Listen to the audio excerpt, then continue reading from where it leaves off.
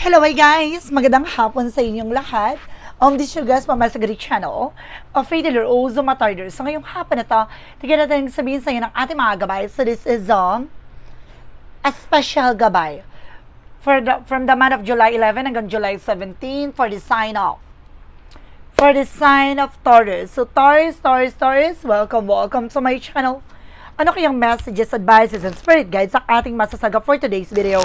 Kanino kayang energy or kaganapan sa buhay ng mga Taurus ang ating makakagilap? So guys, this reading is a general reading lamang, hindi lahat makaka-resonate. Kunin lamang po makaka-relate sa inyo. And comment down below kung kaninong energy ang ating nasaga. Pero don't forget to like and subscribe my channel. And i-hit ko siya bell for more videos. Update ko, maraming salamat po sa mga walang sawang pag-supporter sa aking channel, lalo-lalo na ang skip ng ads na way pagpalain kayo ng Diyos at may kapal siksik liglig na guumapaw ni biyayang manang balik sa inyo. So let's see what is the messages sa ng ating angel spirit for the sign of Taurus. So let's see and watch this. Angel spirit guide, let's give me information po na kayong sabihin sa ng ating mga baraha. Oh, there's a justice. Oh, karma is waving. So, sinasabi talaga dito may justisya. Ano man yung bagay na gagawin mo ay maaaring bumalik sa'yo. What goes around comes around. So, kumbaga maniwala ka with the principle of karma. Diba? Kaya, dapat alam natin yung magiging consequences ng bawat action and decision. Additional messages. And of course, there's something the moon card with the truth reveal, ilalatag lahat ng katotohanan. No? Maaaring unti-unti mo nang matutuklasan yung mga bagay na dapat mong malaman. At there's something the moon card represents with a dream coming true. No? Matutupad yung mga pangarap mo din dito. No? And there's a Knight of Wands for slow and steady. Manatili kang kalmado, huwag kang agresibo. No? Maging mahinahon sa mga plano at decision mo. Huwag kang magmamadali, huwag kang urat, no? And there's something that's Ten of Pentacles with a long-term success and financial security, no? And of course, magkakaranas ka ng mga unexpected financial windfall. May paglago, pasabog. Additional messages. And of course, there's something the Knight of Pentacles. Magtutuloy-tuloy na raw sa finances. Wow! So, susunod-sunod na raw ang pasok ng pera pagdating sa'yo, no? Kumapit ka. And there is an Eight of Pentacles, mag-focus ka at being dedicated sa trabaho, negosyo, hanap buhay mo. No, kailangan matuto ka mag-focus at mag-concentrate. Ganun dapat ang atake mo dito, no? Huwag kang wag mong hayaan na guluhin ka ng eksena. No? And of course, let's see what is the Justice card. Represent guys with the lovers. No, may justisya pagdating sa relasyon. Or there is something guys with a legal matter. No, may usapin about sa annulment, no, separations, divorce, no? Meron talaga ditong pag-usapan about sa legal pagdating sa relasyon. What is the moon card? Or may justisya pagdating sa pag-ibig din, no? May other side ako na sense dito na maaaring ano man yung bagay na ginawa sa inyong dalawa ng person mo, maaaring babalik dun sa nanalbahi at sumabotahi sa inyo. And there's a Nine of Pentacles, there's a blossoming abot kamay na makakamtan mo na may ihahatid sa iyong mensahe ang iyong mga gabay na dadaling ka sa pag-abot ng iyong mga pangarap. Nakita mo? No? Reach from the goals. There's something, a message na merong paparating na gabay na tutulong sa iyo para maabot mo ito. What is the Knight of Wands? Represent with the Devil card. See? Kumbaga, isa dito yung sinasabi, maging mahinahon ka, no? Huwag ka maging agresibo dahil ang devil card nito something a temper, no? Yung pagiging aggressive, pagiging negatibo, no? Isang bagay ito sa magbibigay blockages sa'yo. So, kaya kailangan maging aware ka sa lahat ng mga magiging attitudes mo. So, let's see what is the Sign of Pentacles. Represent with the Seven of Pentacles with a harvest moment, no? Ano man yung mabagay na ipinundar mo, ipinunla mo, maaaring aanihin mo to ng mas pasabog at bulabog. No, dahil magiging masagana to. At may mga bagay na hindi mo akalaing makakamtan mo. No? Hindi mo alam kung gaano kalawak ang ibubunga ng mga sakripisyo at paghihirap mo. And there's something the world represents something trouble, success, accomplishment. No, marami kang bagay na mapagtatagumpayan dito. And of course, maaaring makapag-travel ka na rin international. No, what is additional messages with the Eight of Pentacles? Reference with a hyphen for a lesson learned. There's something educations na kailangan mo matuto. No, sa mga bagay na pinagdaanan mo, dapat hindi ka magpapadistract sa mga taong nasa paligid mo. Alam mo, dapat sa sarili mo yung pinaniniwalaan at pinapangalagaan mo. Diba? At pinapangatawanan mo. Ganon. What is the justice and the lovers? Represent what? There's a three of wands. The waiting is over. No, kung may hinihintay kayo, there's a possible papers, documents, there's a possible makuha mo na. No, ito na yon. No, makakamtan mo na ang matagal mo nang inaasam. Additional messages. And there's a seven of wands that you are being protected. So, sinasabi dito na protektado ka at ginagabayan ka ng ating angel spirit. May nasense ako with a shield or protections na maaaring gumagabay sa'yo para makamtan mo na at maabot mo na ang iyong mga pangarap. Nakapag-set ka ng boundaries, perfect. No? Maaaring alam mo kung paano mo papangalagaan ng iyong sarili laban sa mga inggitera, ambisyosa, pakilamera. Ganon. Let's see what is the Knight of Wands across the Devil card. Represent with the Queen of Cups, emotional healing. So, or either emotional intelligence. So, kailangan magkaroon ka ng matalino na emosyon. Kumbaga, alam mo kung paano mo i-manage no, ang iyong emosyon. Ganon. Dapat alam mo siya i-control no, kung ano yung galit, no, yung pagiging aggressive. Dapat alam mo kung paano mo siya mapapakalma. Diba? Kung paano mo siya i-manage at i-control. What is the Ten of Pentacles and the Seven of Pentacles? Represent with the Tower moment for a major changes. So some of you guys na meron na there's a Tower moment, maaaring there's something chaos, disaster. I see some a beautiful disaster. No, magandang pagbabago to or magandang pagkasira. No, dahil may maganda palang idudulot nitong bagay na maaaring mawala at masira sa iyo. No, doon ka lalago, doon ka lalakas at doon ka yayabong bilang isang tao. What is the Nine of Pentacles? Because the word card represent with the Hangman, no, baguhin mo yung perspective mo, even your mindset, na para mabago ang cycle ng buhay mo. Kung hindi mo babaguhin ang sistema or maling sistema or pamamalakad ng buhay mo, hindi mababago ang ikot ng kapalaran mo. Same mga atake pa rin. Diba? What is the Eight of Pentacles? Because the Hierophant represent with the Page of Cups. Listen to your intuition and listen to your gut feeling. Matuto ka na, makinig ka sa iyong mga gabay. No, meron dito talagang gumugulo at talagang sumisira ng iyong atensyon. No? Talagang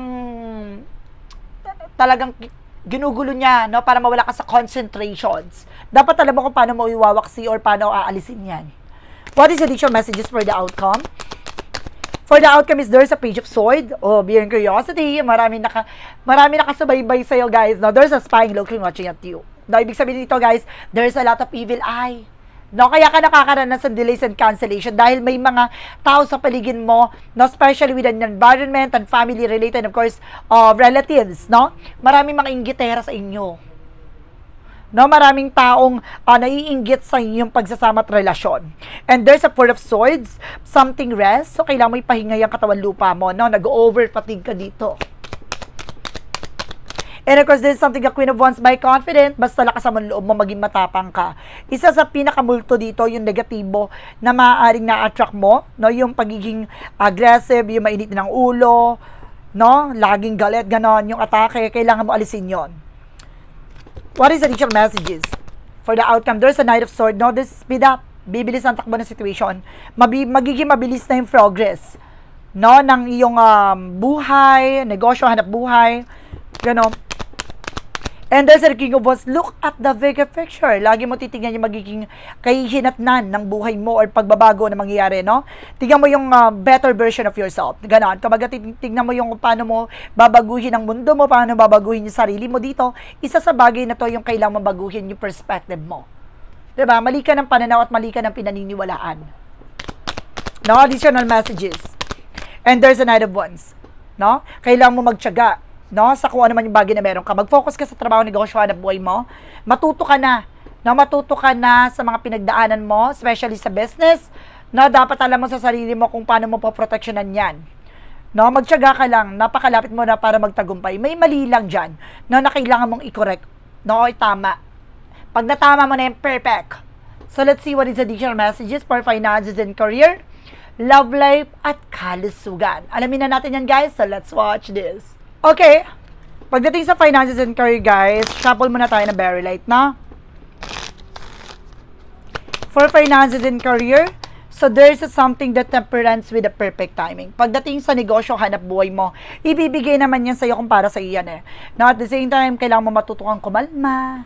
No, and there's something guardian angels na gumagabay sa'yo. Okay, thank you, angel spirit. And there's a Six of Pentacles. Wow! Nakita mo yan?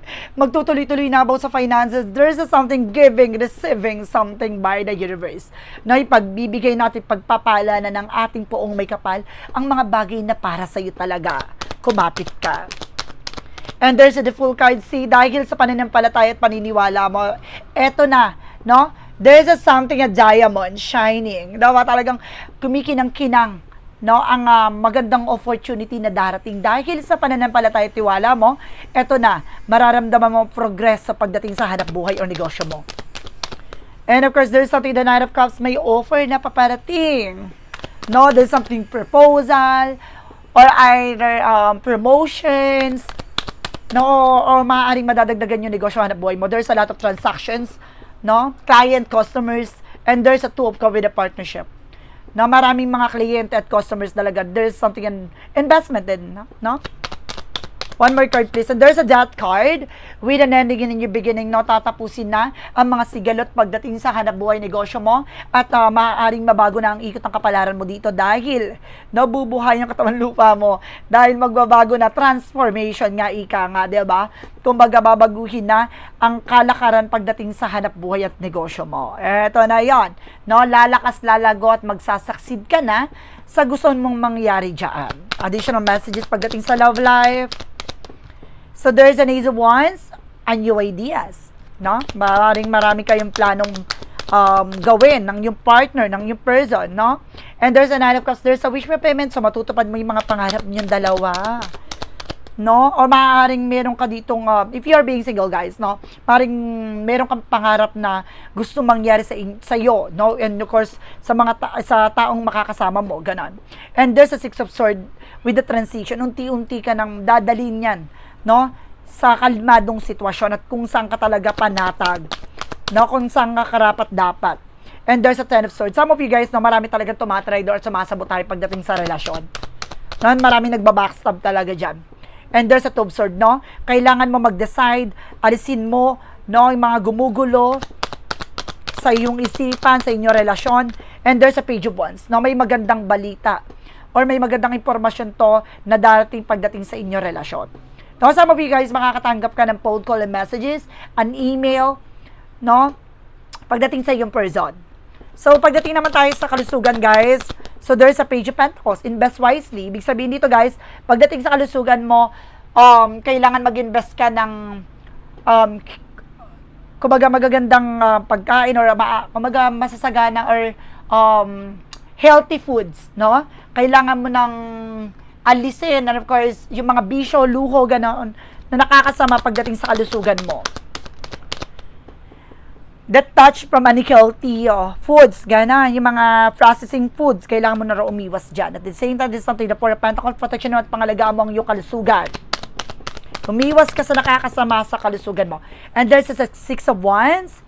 So, there's a victory. So, maaring magiging maganda na ang kalagayan mo dito. Ang yun nararamdaman nga lang, there's a Five of Wands, may nagbibigay komplikasyon dito. Okay, let's see. Give me one more card, please. Okay, there's a Three of Pentacles. O, ibig sabihin dito, guys, no, huwag kang tumanggap ng mga pagkain na galing sa ibang tao. There's something, teamwork, ganon, or something na mga katrabaho mo nagbibigay stress sa'yo, or maaaring katrabaho mo na nagbibigay pagkain, umiwas ka. There's a Hermit card, the answer you need is here.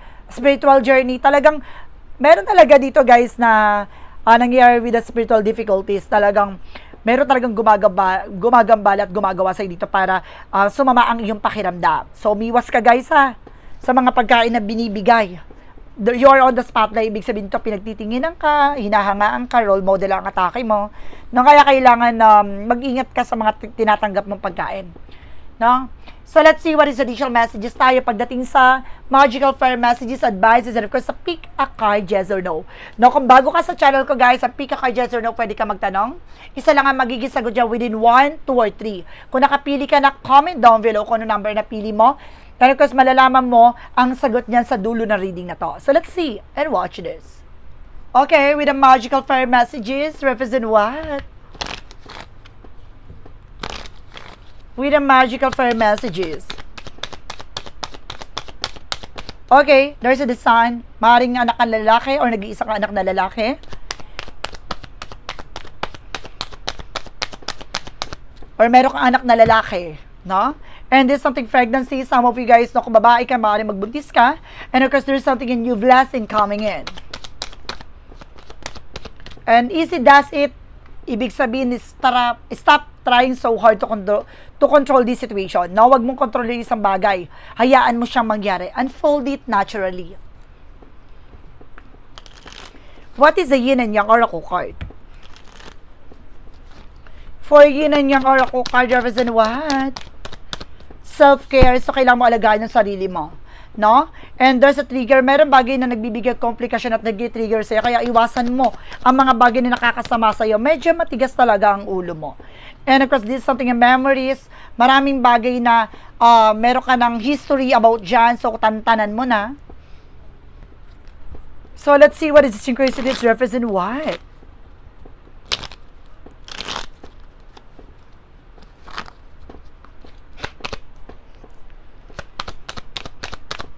For synchronicities, there is a fall, na lahat ng bagay na gusto mo talagang ibibigay mismo sa harapan mo.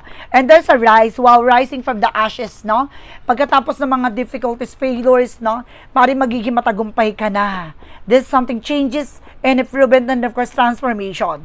And reflection, lahat ng bagay na gagawin mo, syempre magre-reflect sa'yo. So, kung magiging masipag ka ngayon, naani ka na ng mga tagumpay. Kung tatamad-tamad ka, walang mangyayari sa buhay mo, mabubulok ka ng ganyan. Ganon. What is the romance angel for Mystic Love Oracle deck? Reference with an unsent message. Some of you guys, no, meron ka matatanggap na text message, pero binubura. Or maaaring nagbubura ka na mensahe. And there's a home foundation. Some of you guys, no, palakasin ang pundasyon sa inyong tahanan. And there's something great. There's no second chances. Pagdating sa relasyon, wala nang second chances. What is an angel's number? Represent what? For an angel's number, represent what? And there's a 1001 with a spiritual awakening. Now, a new phase is a religious or spiritual guest. You're going through a spiritual awakening which can feel like a dark night of the soul. You're on the path of the enlightenment and this too shall pass. No, magkakaroon ka ng bago simula at maaaring mumulatin ka sa about sa spiritual. No, maaaring gigisingin ka, ipapakita sa iyo yung mga bagay na dapat mong malaman at matuklasan. No, mga yugto ng madilim na part ng buhay mo, maaaring magliliwanag at malalaman mo ang dahilan kung bakit mo nararanasan lahat ng bagay na yan. What is the Money Move Oracle deck? There is something a partnership, prioritize your connection. So, kailangan mong tumutok, no, sa inyong connection, no, sa inyong person, no? Joining forces with a business partnership for a win-win corporation. Magtatagumpay kayong dalawa kung mag-join force kayo.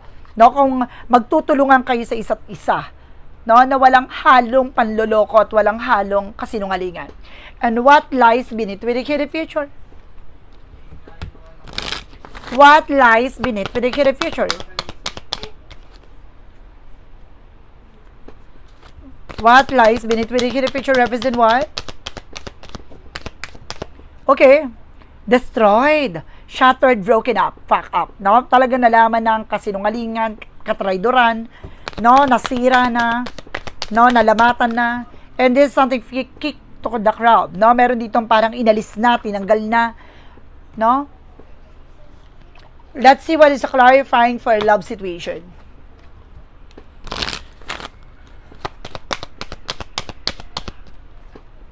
And crossing over, bridge the gap between your heart with trust, no?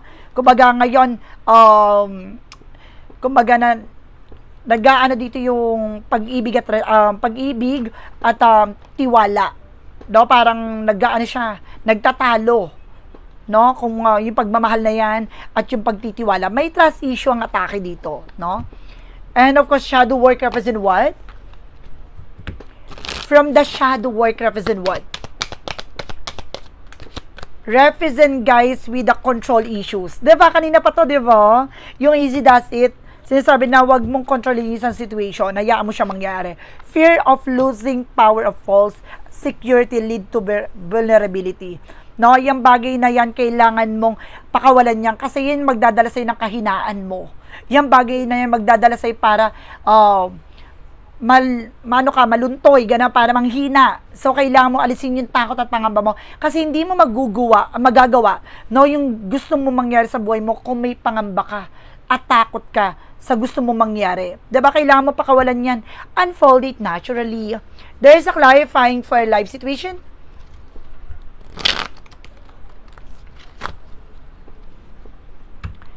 Clarifying for a life situation. Represent with a shield of resilience. Employ your shield of resilient gardening against external pressure while nurturing your inner strength in love and career. Say, proteksyonan mo at pangalagaan mo ang iyong sarili. No, dahil dito napapaloob, no, ang iyong kumpiyansa at dito napapaloob ang iyong pagtsatsaga sa ginagawa. No, kapag itong bagay na ito hindi mo pinoteksyonan, hihina at maluluntoy ka, no, para mawawalan ka ng gana. Ganon. What is the path of the light represent what? What is the path of the light represent what? Represent with a listen. So, kailangan marunong kang makinig. I pay attention to the world around me, knowing that signs and symbols guides me towards success. By listening deeply, I discover the path to eternity, the unlock wisdom that lead me forward, no? Kumbaga, kailangan mo mag-pay attention dito sa mga tao sa paligid mo at yung mga bagay na nangyayari sa paligid mo. There's something as signs and signals na maraming senyales ay pinababatid sa'yo na kailangan mo makinig, no? Kailangan mo mag-pay attention sa lahat na nangyayari behind your back dahil may mga bagay dito na maaaring magbigay komplikasyon kung hindi ka magtitake ng actions. So, let's see guys, what is the pick a card, yes or no? Alamin na natin na magiging sagot sa tanong mo. Let's watch this. Okay, with the pick a card, yes or no? Oh my God, bakit may sukulay dyan? With the pick a card, yes or no? Ano yung magiging sagot sa tanong mo? Let's start with the number 1. And of course, there's something a no. Stuck inside your head, brain freeze, overthinking.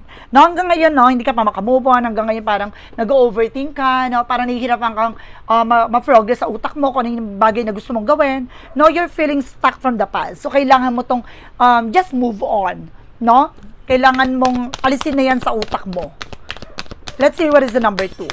There is a yes. Fulfill your desires being refreshed, moving, no? Sa pagdaloy nito sa paggalaw ng sitwasyon, matutupad mo na ang mga matagal mo nang inaasap at pinapangarap. Number 3, there is a no.